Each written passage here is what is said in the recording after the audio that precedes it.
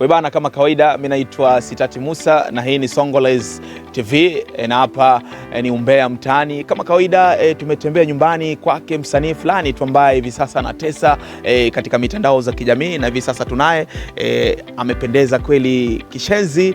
Sijui anayempiga luku ni nani, lakini hivi baadaye atakuwa anatuambia tupate kujua ni nani anayemfanya anapendeza jinsi alivyopendeza bana. Tuambie bana Prince Cloud, mambo vipi? Poa sana.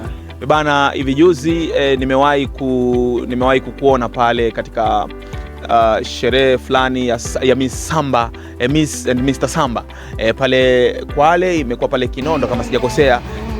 Bana, umetesa kweli. Umepiga mziki ambao ni mziki ambao hivi sasa unazungumziwa katika mitandao za kijamii kote. Umekuwa na bendi kwa jina Anika. Sijui Anika Band ni bendi ya kwako ama ni vipi? Anika Band ni band ambayo nafanya nayo kazi. Alright. Na pengine utuambie kwa nini mzee mlipiga mziki ambao hujawahi kuonekana pale.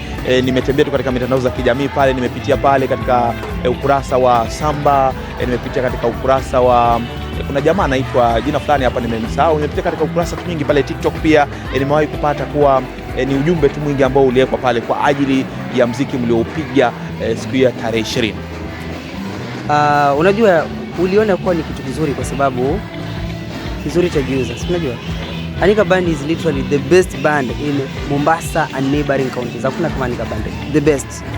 Hivi Prince, uone kama unakosea unapozungumzia kuwa Anika Band ndo bendi zaidi kuliko zile zote ambazo zipo hapa Mombasa, kwa sababu ukiangalia Mombasa tupo na bendi nyingi tu ambazo zinafanya vizuri. Ukiangalia pia Kwale, ukiangalia uone kama utakuwa unakosea. Sikosei, hiyo ndio hali halisi, ndio kweli. Na ukweli hauna makosa.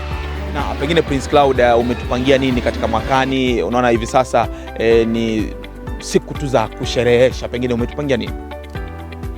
Nimepanga mengi mazuri, lakini 27th of December there'll be a Sultan Festival ambayo itafanyika Little Theatre Club pale opposite Mbaraki Cemetery. Kiingilio shilingi 500 tu.